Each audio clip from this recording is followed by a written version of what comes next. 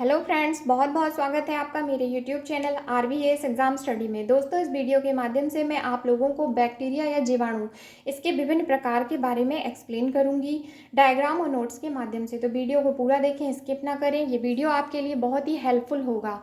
और अगर आप मेरे चैनल को पहली बार देख रहे हैं तो प्लीज़ इसे सब्सक्राइब कर लें, बेल आइकन को दबा दें, जिससे मेरा जो आगे आने वाला नया वीडियो है उसको आप सबसे पहले देख सकें। चलिए दोस्तों, जीवाणुओं के विभिन्न प्रकार के बारे में जानते हैं। सबसे पहले मैं बता दूं यहाँ पर कि जो जीवाणु होते हैं ये आकृति के आधार पर और कसाबों के आधार पर अलग अलग होते हैं। तो इसमें सबसे पहले मैं बात करूंगी आकृति के आधार पर जीवाणुओं की।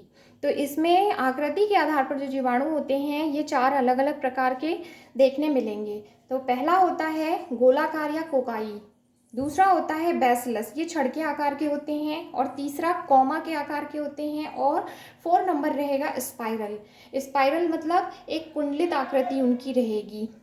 तो सबसे पहले हम देखेंगे गोलाकार या कोकाई।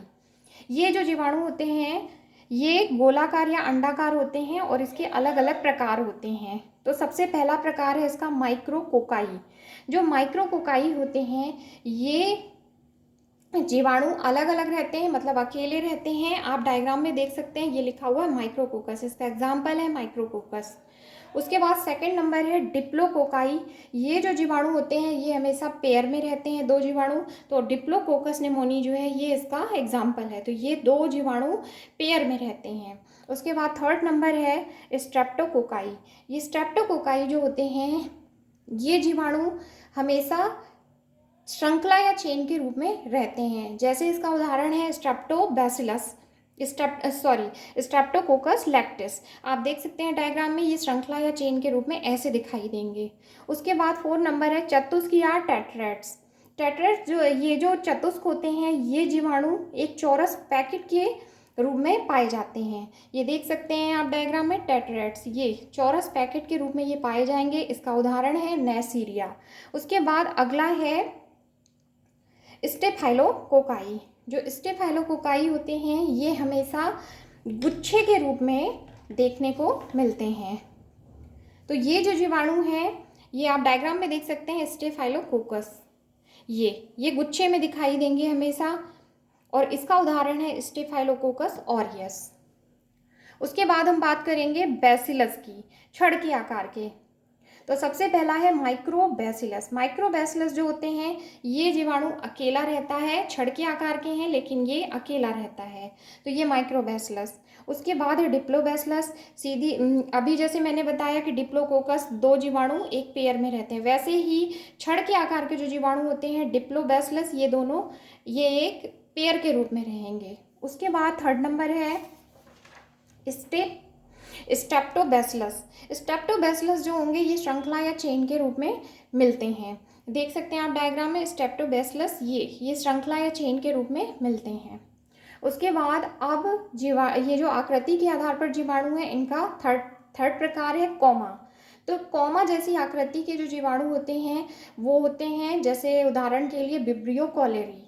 विब्रियो कॉलेरी जो होते हैं ये कॉमा के आकार के होते हैं। तो कॉमा के आकार के भी जीवाणुओं की आकृति पाई जाती है। उसके बाद 4 नंबर है सर्पिलाकार या स्पाइरल। तो सर्पिलाकार या स्पाइरल जो होते हैं ये सर्पिलाकृत होते हैं या कुंडलित होते हैं। तो आप डायग्राम में देख सकते हैं स्पाइरल, ये इस आकार के भी जीवाणु पाए जाते हैं और मिलते हैं देखने।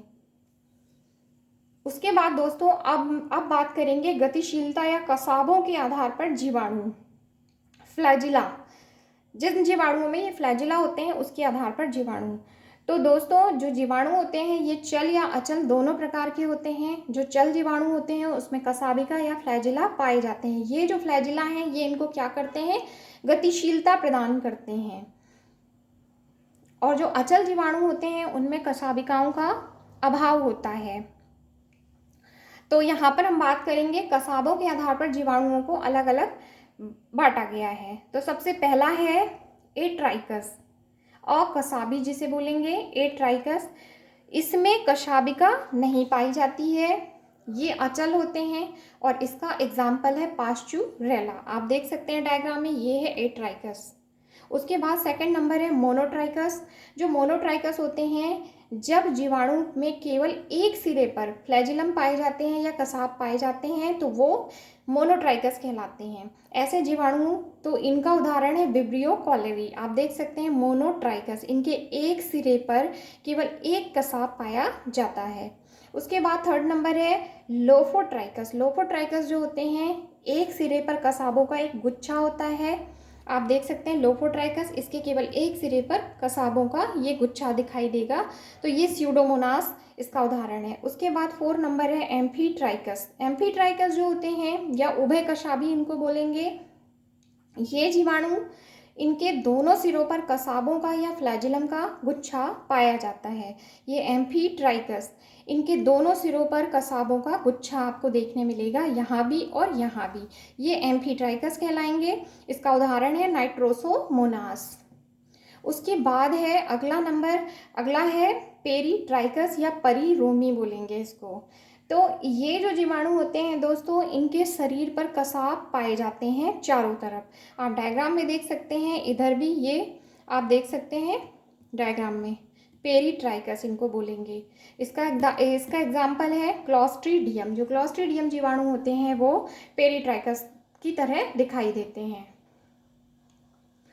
दोस्तों, अगर आपको मेरा वीडियो अच्छा लगा हो तो प्लीज़ इसे लाइक करें, शेयर करें।